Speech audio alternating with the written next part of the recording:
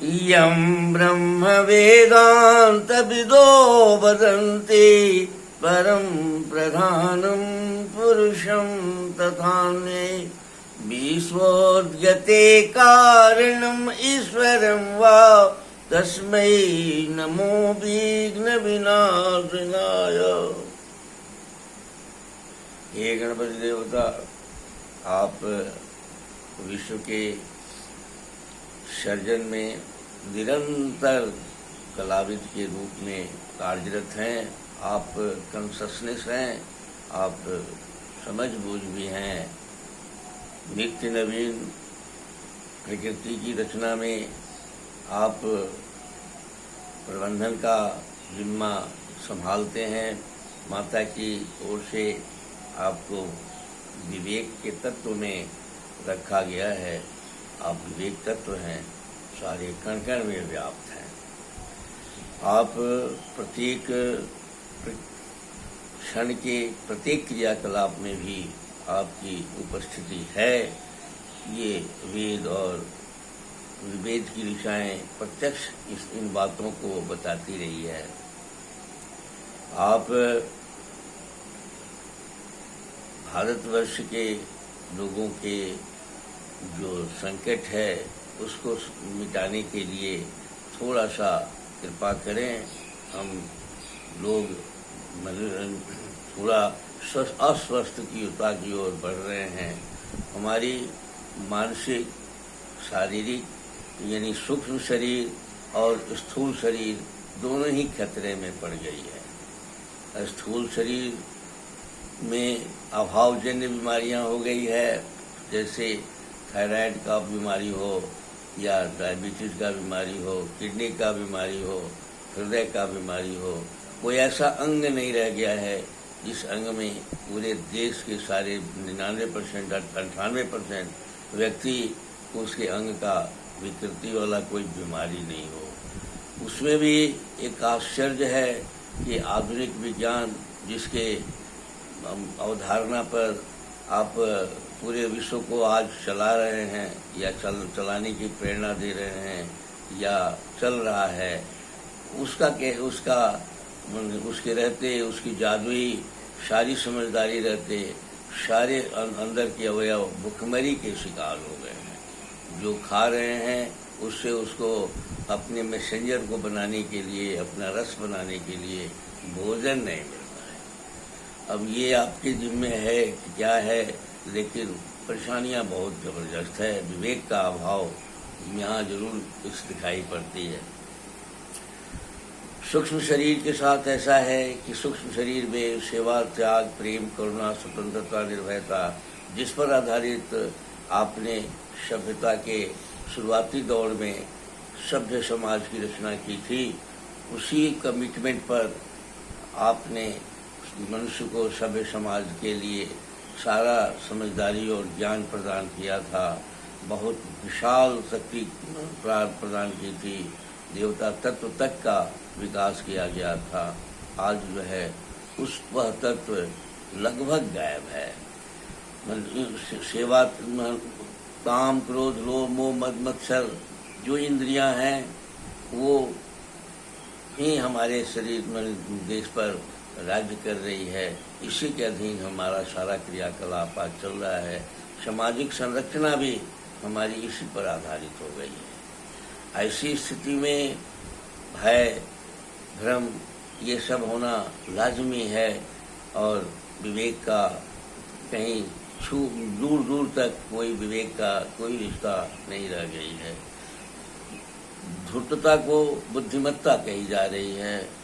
आश्चर्य तो इसमें है कि मनुष्य स्वयं भी मरे जा रहा है, लेकिन उसमें यह बोझ नहीं हो रहा है कि हम क्यों मरे जा रहे हैं। थोड़ा ठहर के सोचेगा तो समझ में आ जाएगा कि क्या गड़बड़ी है, लेकिन सोचने की क्षमता खत्म हो गई है। ऐसे में हे गणपति देवता, आपसे निवेदन है, बार बार निवेदन है, इस व्यवस्था को थोड़ा सा जागरूक कीजिए, थोड़ा चैतन्यता दीजिए।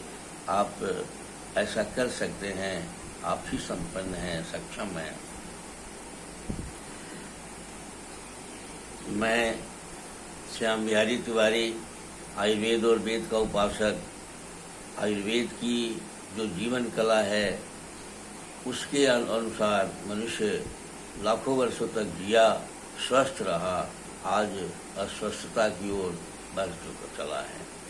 आज के दिन इस महीने में आज के दिन एक ऐसी स्थिति बन गई है कि साहब पूरा देश भय से त्रस्त है, ठहर गया है, लॉकडाउन में बंद है, घर में बंद है। ऐसी स्थिति में एक आशा के किरण के रूप में, एक मौका के रूप में सारे वैज्ञानिक जो अभी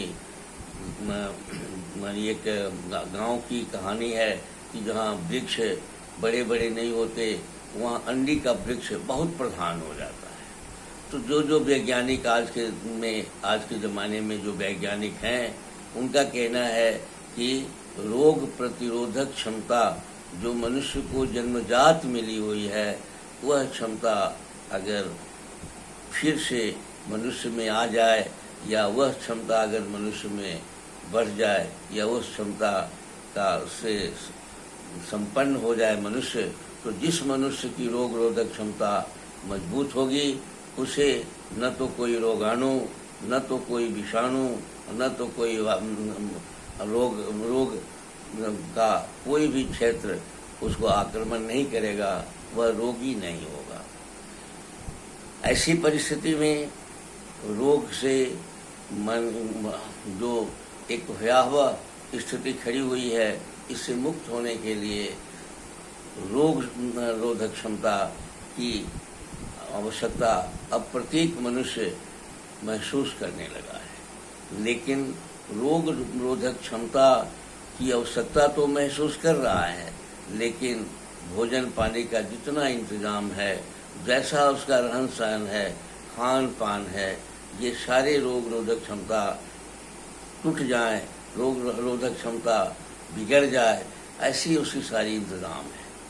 इच्छाएं प्रबल है, लेकिन साधन इसके साथ जिस साधन से यह रोग रोधक क्षमता की वृद्धि करना चाहता है वह साधन नाकामयाबी की स्थिति में हो गई है। बशर्ते की प्रकृति की सारी वस्तुएं हैं, ऐसा नहीं है कि ये नहीं है, ये आयुर्वेद ही इस कार्य को कर सकता है। उसमें भी जो वर्तमान आयुर्वेद है वह उस नवीन विज्ञान को महत्ता दे रहा है और बहुत शॉर्टकट रोग प्रतिरोधक क्षमता की बात करता है। अभी तक जितनी रोग प्रतिरोधक क्षमताओं पर आयुर्वेद की जगत की ओर से, चाहे देश की ओर से बात कही गई है, वह तिक्त रस और थोड़ा सा मधुर रस के साथ जुड़ा हुआ जो पदार्थ है, वो कटु रस के साथ जुड़ा हुआ जो पदार्थ है, उसी को कहा जा रहा है ये जीवनी तत्व को बढ़ाएगा। लेकिन स्वाद के प्रत्येक 6 स्वाद को आधारित बनाकर प्रत्येक व्यक्ति के प्रकृति के अनुकूल जो भात स्वाद का सेवन कराने की जो विधि है पुराने आयुर्वेद की, उस पर हम लोग चर्चा नहीं कर रहे हैं। आज अगर हमें रोग प्रतिरोधक क्षमता बनानी है, पूरे देश के लोगों को अगर रोग प्रतिरोधक क्षमता की आवश्यकता है, तो अगर वह स्वाद पर आधारित अपना खान पान कर ले, जहर से जो भावित जो आहार है, जहर से पैदा किया गया आहार है, जहर रख के और उसको सड़ने से बचाने के लिए जो प्रक्रिया उसको अपनाया गया है, पेड़ पौधों को जो विषकन्या बना के और पेड़ पौधों का साग सब्जियों का जो हम लोग खाते हैं, इसमें कमी करे तो ऐसा नहीं है कि उसको रोधक क्षमता प्राप्त नहीं हो सकती। इस कार्यक्रम के तहत रोग से मुक्ति के लिए हमारे कार्यक्रमों में आयुर्वेद में संशोधन चिकित्सा कही गई है, उसके लिए पंचकर्म की चिकित्सा की गई है।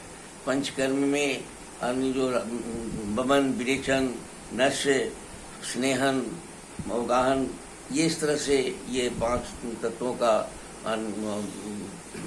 ये 5 कर्म किए जाते हैं, जिसमें नशे माने जो है वो अभी रोग प्रतिरोधक क्षमता पैदा करती है। तेल का नाक में डालने से भी रोग रोधक क्षमता की वृद्धि होती है। मनुष्य को जन्मजात 2 शक्तियाँ मिली हुई है, एक जीवनी शक्ति जिसको कि मॉडर्न साइंस विटैलिटी कहता है, एक रोग रक्षणी शक्ति जिसको कि रोग माने इम्यूनिटी कहता है। अब विटैलिटी को पर हमारा दोनों जगह संकट है। विटैलिटी हमारे जो हम खाते हैं वह उचित समय पर उचित शैली में हमारे शरीर में पच जाए, धातु के रूप में वो परिवर्तित हो जाए, रस रक्त अस्थि मज्जा मेद शुक्र में परिवर्तित हो जाए, और शुक्र के बाद शुक्र के पचने से जो ओज होता है वही हमारी रोग रोधक क्षमता भी कहलाता है, और उसी के रहने से जीवनी शक्ति भी हमारे पास बांध रहती है। आज हमारा जो मेटाबॉलिक सिस्टम है, चयापचय की जो हमारी क्रिया है, यही खतरे में आ गई है। हम जो खाते हैं वो वायु बन जाता है पेट में, उस ठीक ढंग से हमारे शरीर का अंग नहीं बनता। जब ठीक ढंग से अंग नहीं बनता, बेतरतीब हमारा शरीर बनने लगता है। हम धातु के पाचन में धात्वाग्नि जो हमारी है कमजोर हो गई है, हम ऊर्ज तक जा ही नहीं पा रहे हैं, वीर्य भी हमारा बहुत उचित नहीं बन पा रहा है। ऐसी स्थिति में जब तक ऊर्ज बनने की क्रिया नहीं होगी तब तक जीवनी शक्ति और रोग रक्षणी शक्ति पर बात करना ही व्यर्थ हो जाएगा। लेकिन हमको अपनी जो व्यवस्था है उसमें इतना जरूर ध्यान देना चाहिए, जितना भर आप में आप हैं कि जो भी आप खाएं शरीर से मिल जाए, किसी प्रकार का वायु इत्यादि न बने और वीर्य बने, रस रक्त अस्थि मज्जा में शुक्र बनता रहे और वीर्य बने। वीर्य जब पचता है या स्त्री का रज जब पचता है तो ओज बनता है, और ओज बनने के बाद ही ओज ही हमारे सातों को माने एंडोक्राइन की ग्रंथियों का भोजन है, उसी से मैसेंजर बनता है।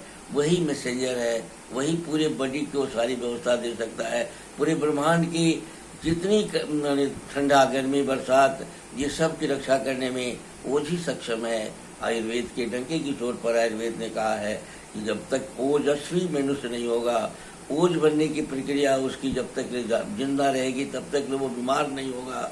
अगर ओज बनाने की प्रक्रिया अगर शुरू कर दिया जाए, ओज बनाया जाए, वीर्य बनाने की जो चिकित्सा है, जो आयुर्वेद में आयुर्वेद का जो 8 अंग में रसायन में कहा गया है, अगर उसको फिर से अच्छे ढंग से अगर स्थापित कर दिया जाए इस देश में, तो ओज वीर्य बनना जारी हो जाएगा, वीर्य का पचना भी जारी हो जाएगा, ओजस्वी मनुष्य हो जाएगा।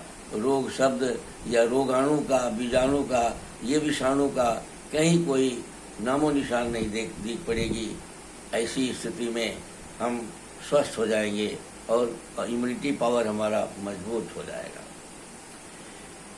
इसी के साथ आज का यह कार्यक्रम आपको समर्पित करते हैं। अगले कार्यक्रम में पुनः इस पर हम विचार करेंगे। धन्यवाद।